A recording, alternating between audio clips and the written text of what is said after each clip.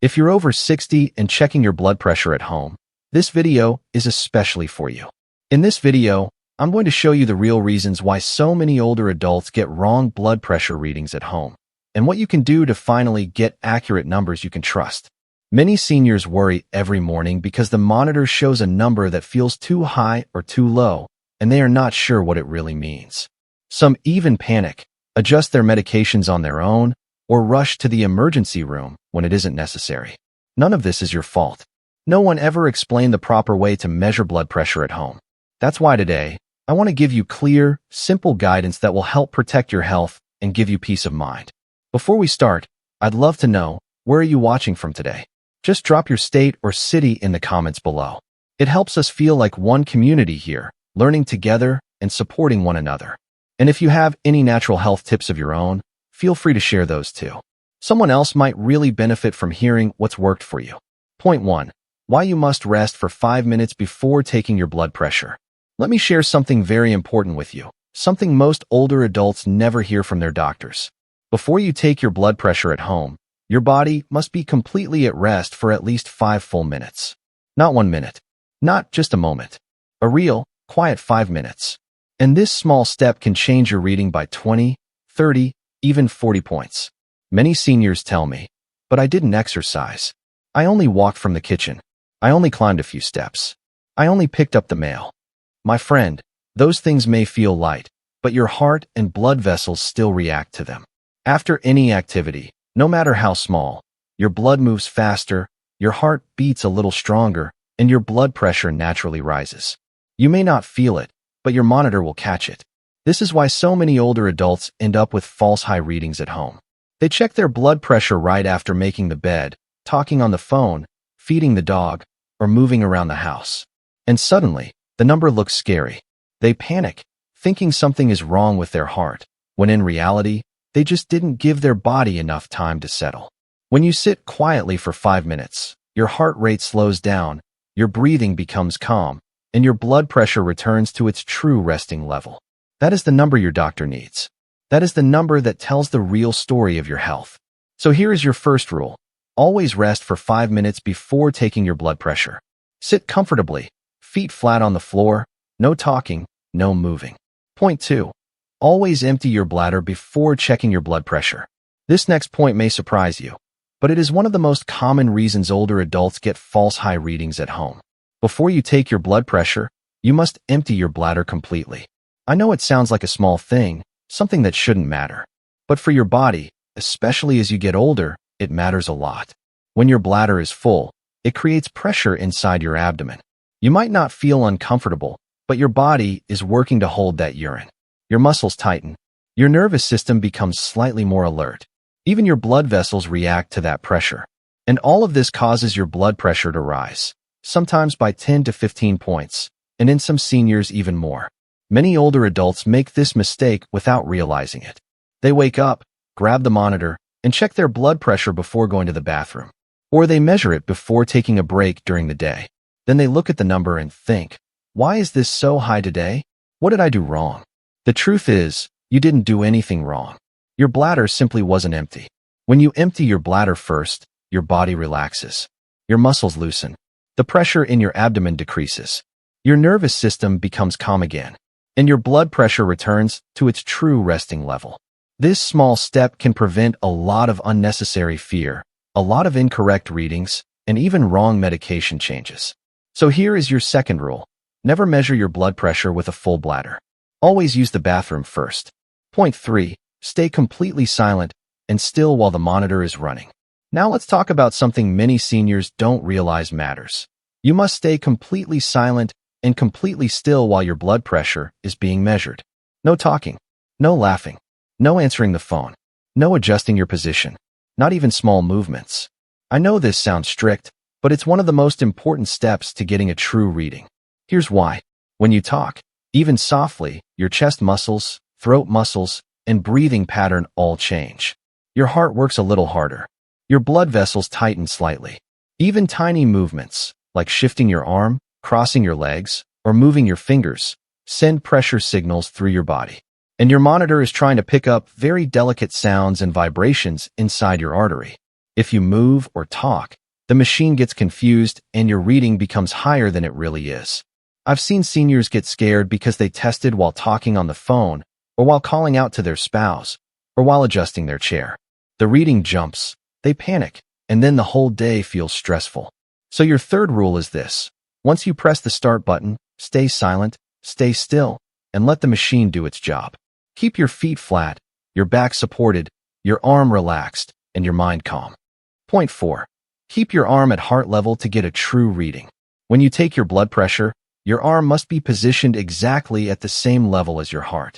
Not higher, not lower, right at heart level. And your arm must be supported so your muscles can stay completely relaxed. Now, why does this matter so much? Because gravity changes everything. If your arm is too low, like resting in your lap, the blood flows downward more easily, and your reading will look higher than it really is. If your arm is too high, like holding it up or resting it on a table that's too tall, the blood has to work harder to travel upward, and your reading will look lower than it truly is. Even a difference of a few inches can change your number by 10, 15, or even 20 points. Your arm should rest on a table or pillow, with the middle of the cuff lined up with the middle of your chest. And make sure your arm is supported from elbow to wrist, so it stays relaxed. So here is your fourth rule. Always keep your arm at heart level, fully supported, with no effort from your muscles. Point 5. Make sure your blood pressure cuff is the right size for your arm. This next point is one of the most overlooked, yet one of the most important. The size of the cuff you use can completely change your blood pressure reading. I know many older adults assume that one cuff fits everyone, but that is not true at all. If the cuff is the wrong size for your arm, your readings will never be accurate, no matter how carefully you measure. Let me explain it simply. If the cuff is too big, it won't squeeze your artery properly. The machine then tries to work harder, and the result is usually a false high reading. Many seniors have been put on unnecessary blood pressure medication simply because their cuff was too large for their arm. On the other hand, if the cuff is too small, it squeezes your arm too tightly, and that can give you a false low reading.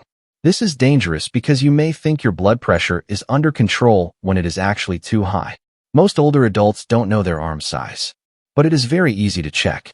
Just take a soft measuring tape and wrap it around the middle of your upper arm, the area between your shoulder and elbow. That number is your arm circumference. Then look at your cuff. It will say something like fits 9 to 13 inches or fits 13 to 17 inches. Your arm measurement must fall inside that range. If it doesn't, you need a different cuff. So your fifth rule is simple. Use a cuff that fits your arm exactly. Not bigger, not smaller. Exactly right. Point 6. Measure your blood pressure at the same times every day. Now let's talk about timing, because when you take your blood pressure is just as important as how you take it. Many older adults check their numbers at random times. One day in the morning, the next day after lunch, another day late at night. And then they wonder why their readings jump all over the place. Let me reassure you, most of the time, nothing is wrong with your health. It's the timing that is causing the confusion. Blood pressure naturally rises and falls throughout the day. This is normal. It's called your body's daily rhythm. It is lowest while you sleep. It rises when you first wake up. It gets a little higher around late morning. And then it slowly comes down again in the evening. So if you measure at different times, you're not comparing the same thing. It's like comparing morning sunshine to evening shadows. They are not meant to look the same.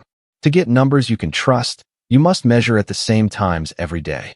The best schedule for seniors is very simple. First reading, in the morning, before breakfast, and before taking your medication. Second reading, in the evening, before dinner. When you follow this routine, your readings become steady and meaningful. Your doctor can look at your numbers and actually understand what is happening in your body. And most importantly, you will stop feeling scared or confused by sudden changes. So here is your sixth rule. Always measure your blood pressure at the same times every day, morning before breakfast and evening before dinner. Point 7. Always keep a clear, written log of your readings. Now let's talk about something many seniors skip without realizing how important it is. Keeping a written record of your blood pressure. I know it may feel easier to remember it in your head, but our memory, especially when we're worried, doesn't always hold on to the right details. And with blood pressure, every detail matters. Without a log, even the most experienced doctor cannot tell whether your numbers are truly improving, getting worse, or simply bouncing around from day to day.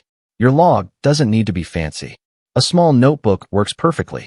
Each time you take your blood pressure, write down the date, the exact time, all 3 readings you took, and any notes that help explain the numbers. For example, felt stressed today, didn't sleep well, forgot morning medication, was anxious before measuring.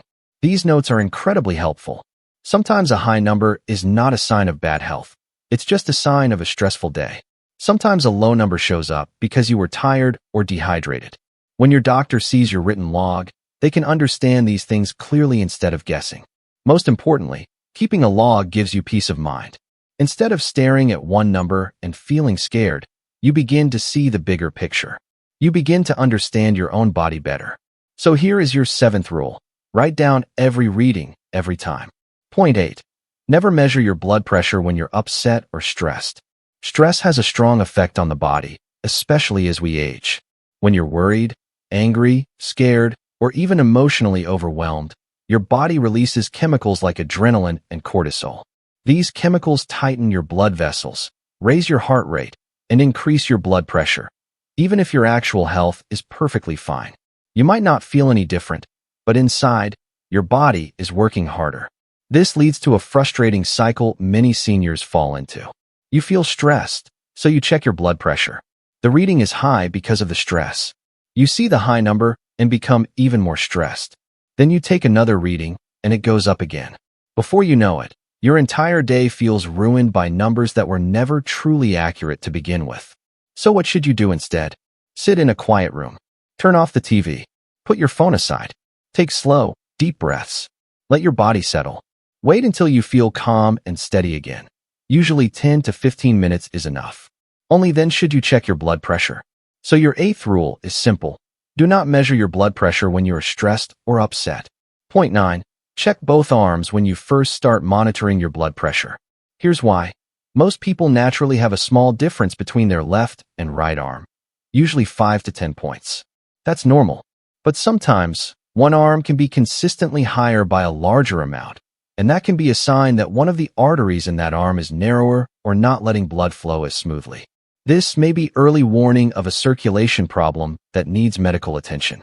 Many seniors check only one arm for years without ever knowing they have a difference. If the arm they use happens to show a lower number, they might think everything is fine when it's actually not. And if the arm they use is the one that naturally shows higher numbers, they might think they have uncontrolled blood pressure when they don't. So here is what you should do. For the first week, measure both arms each time you take your blood pressure.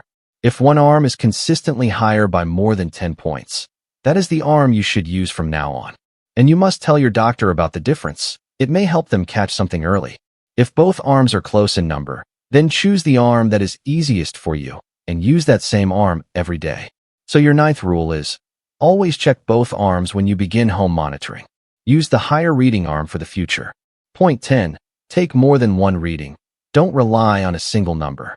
Often, the first reading you take will be higher than the readings that follow. This happens because your body is still settling down. Maybe you just sat down a little too quickly. Maybe you were thinking about something stressful. Maybe your arm wasn't fully relaxed yet. The first reading reflects all of that. So here's what you should do instead. Take 3 readings every time you measure your blood pressure. Take the first reading. Wait 1 to 2 minutes, keeping your arm relaxed and supported. Take the second reading. Wait again calmly. Take the third reading. Most older adults will notice that the second and third readings are lower and more consistent. These numbers show your true resting blood pressure, not the rushed or nervous moment you felt at the start. After you finish, ignore the first reading and use the average of the second and third readings. This method gives you a number your doctor can trust and helps avoid unnecessary panic. Many seniors are shocked when they see how different their readings look when they use this method. A number that looked dangerous suddenly becomes normal only minutes later. And that difference may save you from unnecessary medication changes or stressful doctor visits. So your 10th rule is, always take 3 readings and use the average of the last 2. Point 11. Always take your blood pressure on bare skin, never over clothing. Many seniors think that thin clothing doesn't matter, maybe a t-shirt, a blouse, or a light sweater. But it does matter. Even a thin layer of fabric changes the way the cuff senses pressure in your artery. The machine needs direct contact to pick up very small signals inside your arm. When there is clothing in the way, the reading becomes higher or lower than the truth, and you have no way of knowing which direction the error will go. But rolled-up sleeves are even worse. When you roll a sleeve tightly up your arm, it creates a squeezing effect, almost like a little tourniquet. That pressure raises the blood flow below the sleeve, and your reading shoots up. Many older adults have been put on unnecessary medication because of this one innocent mistake. Taking blood pressure on bare skin is not optional. It is essential. If you are worried about modesty or clothing, keep a loose short-sleeve shirt nearby and slip it on before measuring.